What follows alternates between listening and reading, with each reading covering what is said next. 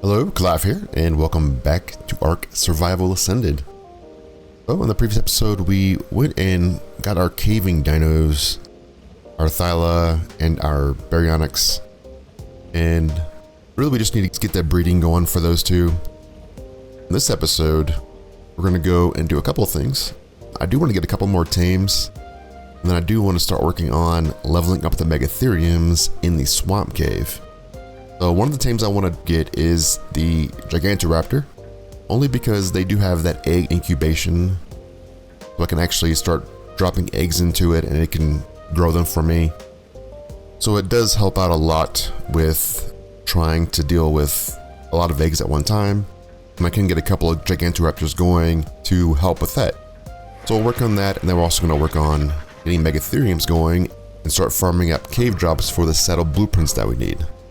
So let's start working on those. Alright, so what I want to do now is I'm going to go and try to tame one of the Gigantoraptors. So what we need to do first is get some ghillie armor. This is pretty easy to make. As long as you have organic fiber, you should be good. And you should have enough to actually make a full set. So when you have a full set of ghillie, you do get a bonus. Just equip this. So if you look at this, it says it makes us more hidden from enemy creatures. So we're going to be less likely to be aggroed. This is important because we need to keep out of the aggro range of the mother. We also want some eggs, so I did get some spare Uteranus eggs. I just had the Uties making spare eggs just for the Gigantoraptors, and maybe some kibble as well. So we need to find one. There's quite a few around my base. I have noticed that whenever I kill a bunch of Therizinosaurs, these things tend to spawn in a similar spot. I think they might be tied to Therizinosaurs. And I've been trying to kill Therizinosaurs to get some higher levels to spawn. I've been doing this for days now, and I haven't found any good Theri levels. Is a 20? Yeah, see? Lots of low levels, like 20. So, this one is what level is this guy? Level 20, yeah. So, we can try that one. And what is this? 35, okay. That's higher than the one we saw earlier.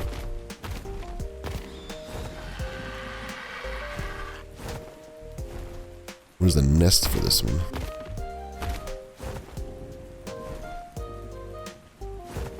I'm not seeing a nest for this one. It should be up here, right? I'm not sure how far they roam.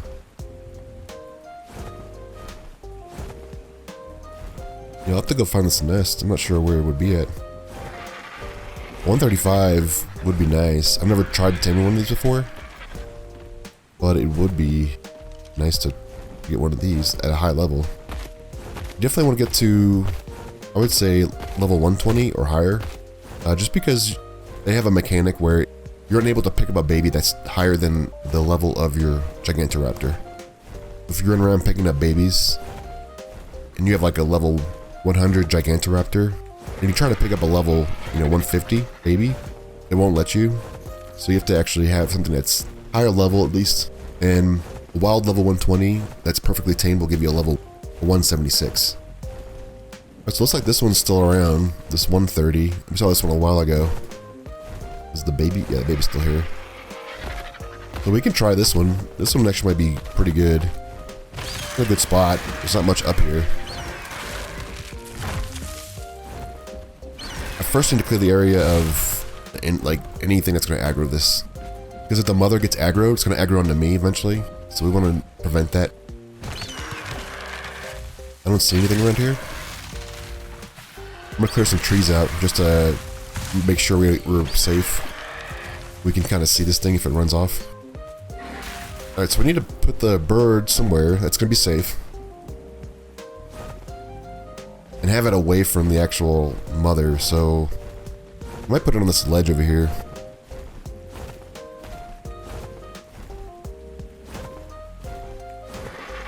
I'll put this one over here. Should be safe here. I'm gonna throw the eggs over in this area, like probably over here.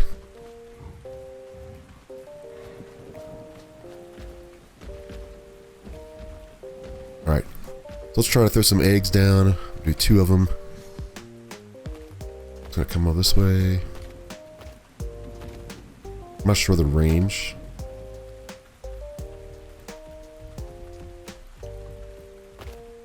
Looking at me? It's going towards the eggs. Alright, let's go ahead and jump in the nest. Jump in the nest. There we go. It's a little game. I think the keys are A, S, and D. Looks like it ate the egg. Let's go back to our bird. Yeah, that baby was not coming after me. So theoretically, the baby should come towards me and do a little emote. I have to repeat the emote, and then that's pretty much how it works. The other egg's right there. That's nice.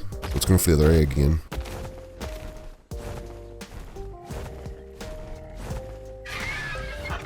Okay, so now let's go for the other egg. Try it again.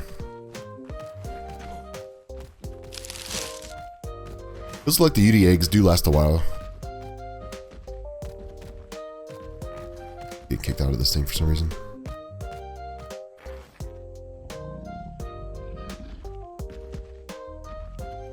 Yeah, the baby's not responding. So that's good. Oh, a Thursday sword just spawned in. That's scary. Okay, we're running out of time. Yeah, it's being very, very slow to come at me. So I wonder if it's these rocks. Try and break these rocks.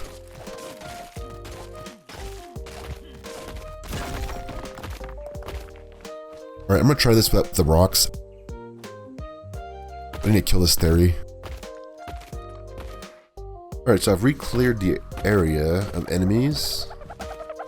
And I now also cleared that nest full of rocks. So there's not anything over there that should be interfering. Alright, let's try this again. I'm gonna throw the egg out. If you throw 2 eggs out, there's a chance that one of the eggs spoils in the meantime, so you want to be very careful with that. It should go see that egg, and then it should go for that egg. Well, there's an egg over there. Wait, what's... Oh, there's an egg here. I don't know what it's doing, though. It's stuck? It's going for that egg now. Nice. Okay. Try this again. This has also been a pain, because this nest, it keeps kicking me off for some reason. And I don't know why. It takes like a second to get going. There we go. I'm not sure why it keeps kicking me out of the nest. Okay. For the nest, it's eating. This baby should come towards us.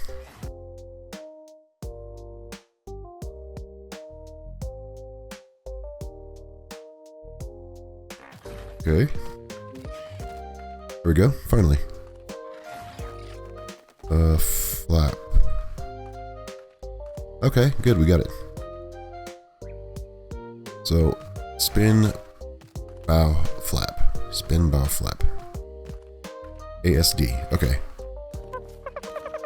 Oh, it's done. Yeah, it's done. Let's throw another egg down.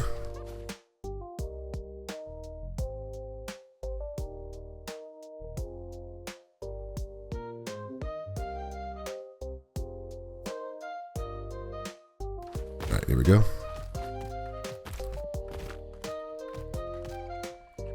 If you zoom out, it does make it a little bit easier to see. Spin, bow, flap. Spin, bow, flap. ASD.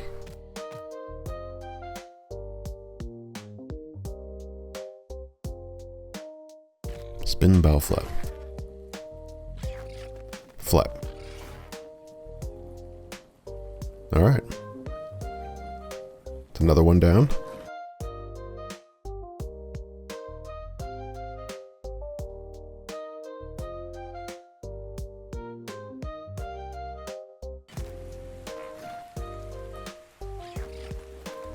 Alright, flap. Okay. So 39%. It's not bad. I need to throw another egg down.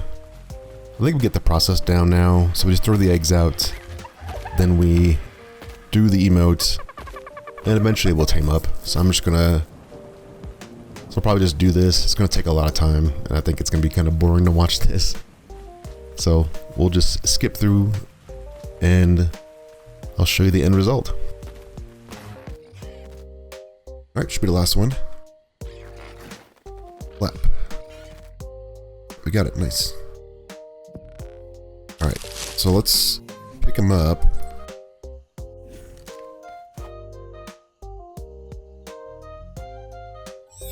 Nice, so we got our first Gigantoraptor.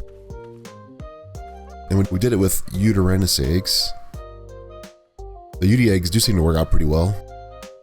I've not tried a different egg, so I have no idea if those are better. Alright, so I want to go over a couple of things regarding kibble. So there's a couple of things that we need to grab for kibble.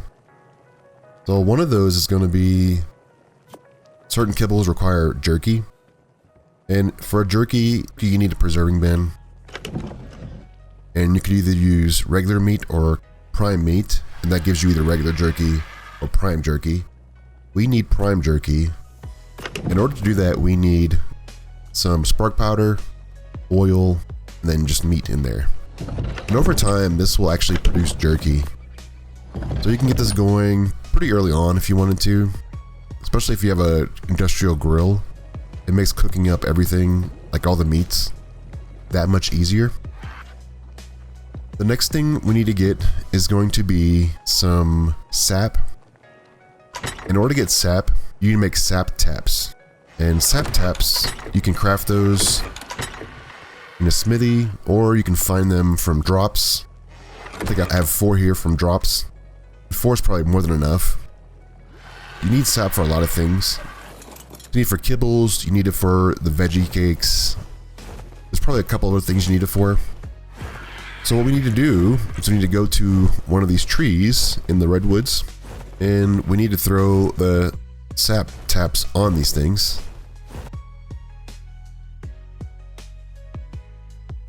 There's a problem though that you run into. These things only snap to certain points on the tree.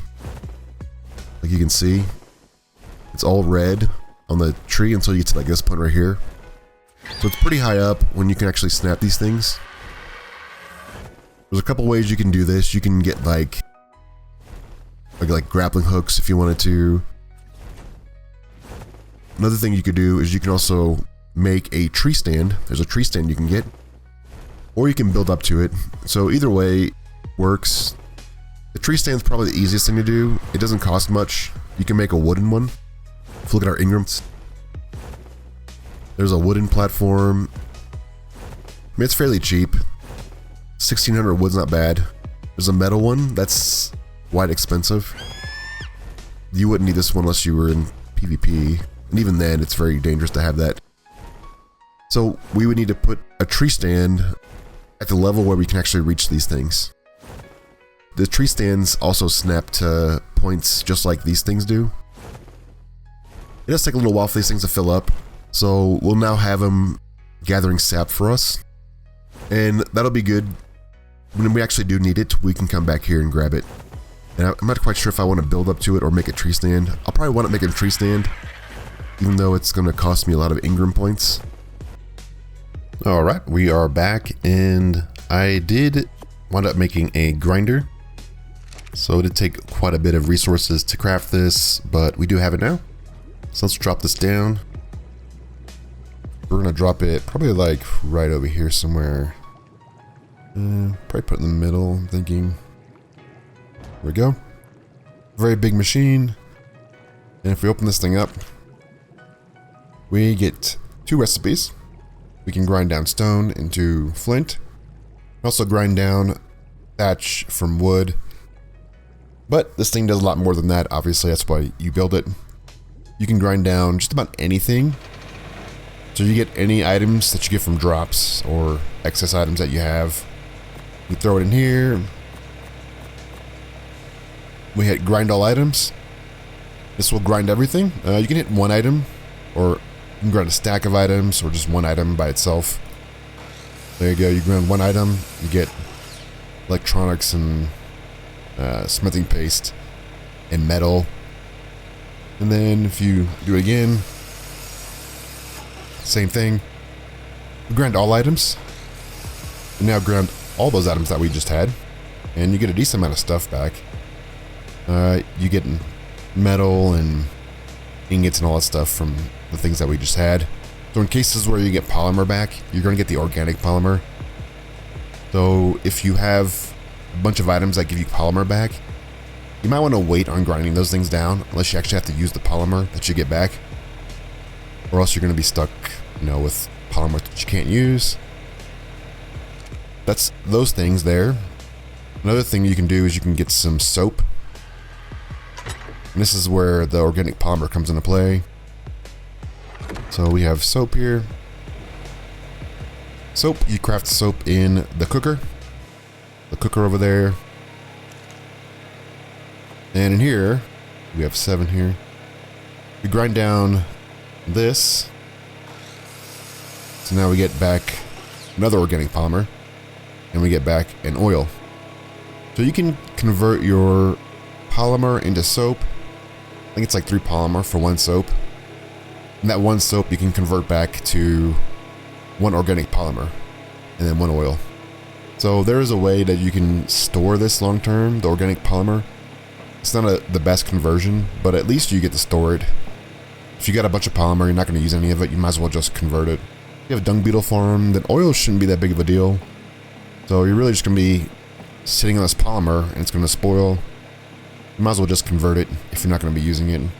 But ultimately, you want to wait to grind things down that have polymer in them until you actually have to use that polymer. Then we get the flint and thatch. So we really don't have to farm up flint and thatch anymore. You can just keep large quantities of wood.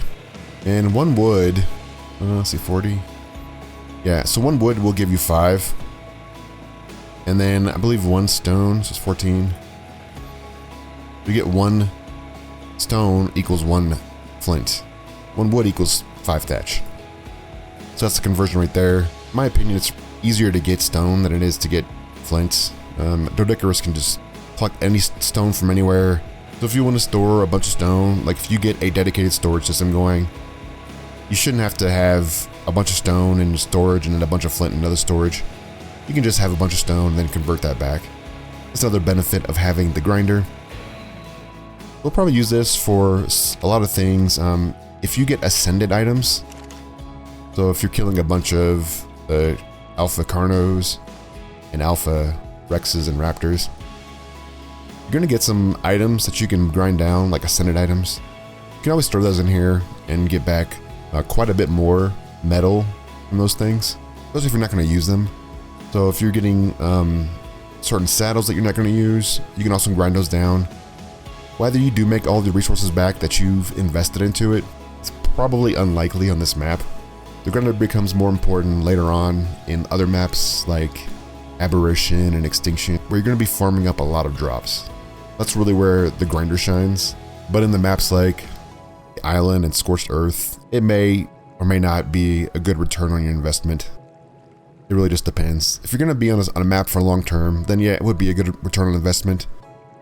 Otherwise, I probably wouldn't make the grinder because the benefits don't really outweigh the costs. Alright, so the next thing we're going to need for our caving adventure that's coming up is going to be to get an otter. And otters are useful because they can carry multiple artifacts, which will save us a bunch of time from having to go into caves more often than we have to. So if we need to find a otter, they're very hard to find. They're very small, they swim in the water a lot. So what I find is easy is to take a parasaur, doesn't matter what level the parasaur is. You can turn on alert settings, and then you can change the alert, and you can set it to all, or even just set it to creatures only, either one. If you're on like a server, you probably want to set it to creatures, but set it to all if you're in a small server. You also want to change the behavior and turn on turret mode.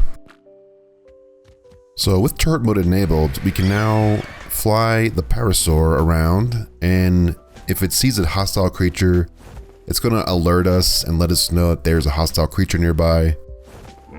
And it will even show up a little red circle to highlight where it is. So we can see that there's ants on the ground here, and it's picking up the ants. And it's going to make the alert noise, and it's going to show the little circles. So what we do now, in order to find a otter, is we can fly over the water here, and this will actually pick up otters in the water. Now there are other things that it'll pick up that we also have to keep an eye out for, so it'll pick up things like Hesperornis. It'll also pick up things like a piranha and any other like land dino that runs in the water that is also hostile. So what we need to do now is just slowly fly over and then check each spot that we see in the water, and we can just double check to see if it is a otter. Typically we can do that by just using our spyglass, but we have to go in the water and see. Yeah, here we can see that there are piranhas in the water, and it's picking the piranhas up. So let's just check it out. Hopefully we can see them with our spyglass. Alright, here we are. We did find one. Run along the beach here. So this is a level... Oh, where's it going? Level 10 otter. Not too bad. So let's drop this guy. Otters we can pick up. If we go up to this thing, hit C. You can pick up an otter, and you can put it in your mouth. In the mouth of an RG. Now we have to go tame this thing. In order to tame it, we just need to go find some fish. So we need to go find a nice big pool of fish where there aren't any Troodons to knock us out. And yeah, this is a pretty effective method for finding these things. Otherwise, it's very hard to actually see them. More Troodons. This is a pretty big pool. Also wanted to mention, when we tame this thing, you can actually just leave it in the mouth of an RG. It makes it so much easier to tame. There's some fish in here. Let's go to the coast here. There are piranhas. We can kill piranhas and give it to the otter.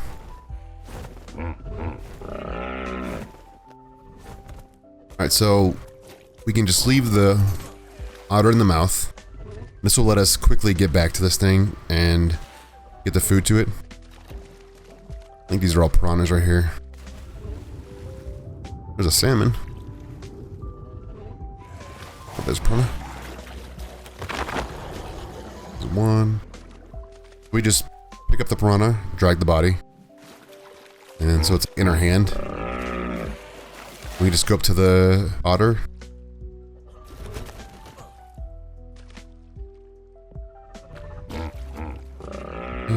Yeah, so it says feed fish.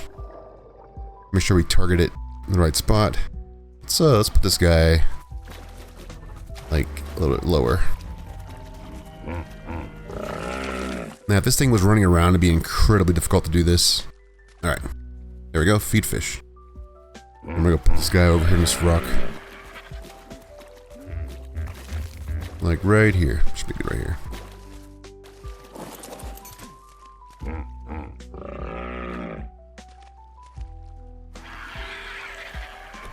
There we go.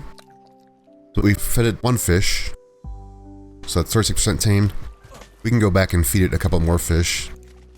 The bigger the fish though, the more they get fed. So piranhas aren't really the best either. I think the best one is the salmon.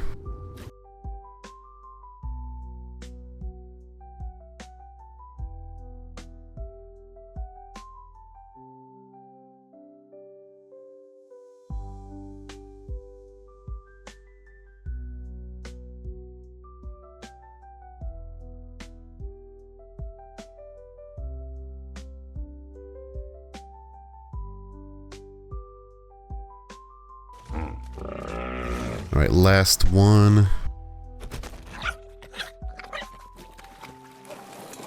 Let's go move over to the other side. But yeah, that's pretty much how you do that. So the otters are easy to tame, hard to find.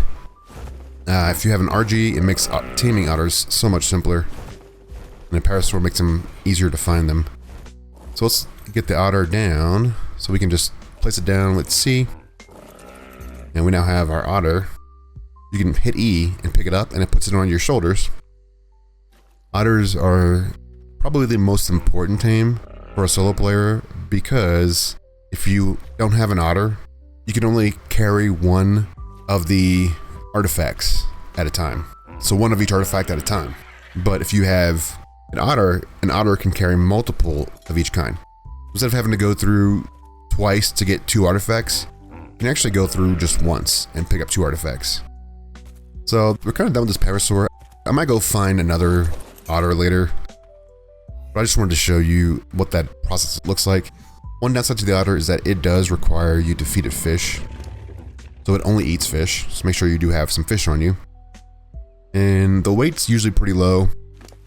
Another benefit of the otter, though, is that they do keep you warmer and colder. So they help insulate your body. So our cold and heat resists are higher now because we have an otter on us.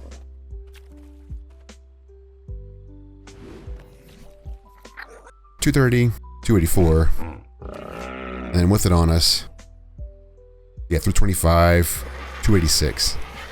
So that goes up with the otter on us. Yeah, that's pretty much it. So they definitely are incredibly helpful. Alright, so this is where we're at now with our caving dinos. So we did wind up getting 2 Baryonyx. One is the damaged one, the first one we got, very far away swamp. It has 40 damage on it, and it was 120 when it was wild. So we're now 172. So this one has the best damage and the best weight. And then this other male we have, this one has 36 health, which is the best health, and 45 stamina, which is the best stam. And the 2 female Baryonyxes we got were very low level. This one's like level 100. So the stats on these 2 don't even matter. These are just going to be purely to get the stats onto a breeding pair. So let's throw these out. Yeah, the females don't have any stats on them, unfortunately. I had a very hard time finding Baryonyxes, and really 120 was the best I got. Or 125 was the best I got. But the 120 was the really good one that we got with the best stats. So this is where we are with these. These things need fish. So we can see that they're actually connected to a feeding trough, and that feeding trough only has fish in it. It's down below. I wanted to put them somewhere where they could have food. And so we got their oviraptor. We're gonna use this oviraptor here. This thing, we could just pump its weight up. Probably need to get another oviraptor anyways for other dinos that we have. But this one will work for now. So this one's named 42 weight, 40 damage. This is the one we're gonna start off with. So let's go ahead and make sure the settings are correct. Make sure we're on passive. And then make sure that we don't heed to group whistles. And then enable mating. And then we could do that for all of these. So let's turn on mating for all of them. There we go. So now we'll get some eggs, and hopefully we get a good egg. So we want to get a female with the 40 damage on it at least, and the 42 weight. And then we'll work in the next one. So here's our 2 eggs. We'll go and check those out here in a second. The other caving dino is the Thylacoleo. And we saw that we had this very first one right here. Horrible stats. But we're going to work in this Thylacoleo. So we're going to get all the stats from this one onto a male. And then we'll be set. So the Thylacoleos, they can go anywhere. They're probably working over here with the other mammals. So we have a mammal section here. And these we'll just need to like monitor. Oh, this is the old Baryonyx. This one, We need a male with all the stats of the female. I probably should have wrote this down, but I can just get them real quick. Alright, so this female has these stats. Alright, so this is our target, and let's turn on mating for this one. We need to monitor these a little bit more though. Let's turn this off. So we need to work in these and try to get a male. If we get a male, then we'll just replace the current male and then get rid of this one. But yeah, that's about it. We have Megatheriums being bred. We have 4 of them. What we're gonna do though is we're gonna start leveling these. So this is like the first one we're gonna level. And I got this saddle. We're gonna go down to the cave pretty soon, and we're gonna go use a saddle and level this guy. This is our first boss dino. And we'll have to do that several times. And this is a good way to like break up the monotony of breeding. Just go and kill a bunch of mobs, get some levels on your dinos, then come back. So that cave's pretty close by too, from where we're at now. There's actually 2 caves we can go into with the Megatheriums. The other one we saw earlier, where we got the dung beetles from. Yeah, that's kind of where we are. We're working on caving dinos.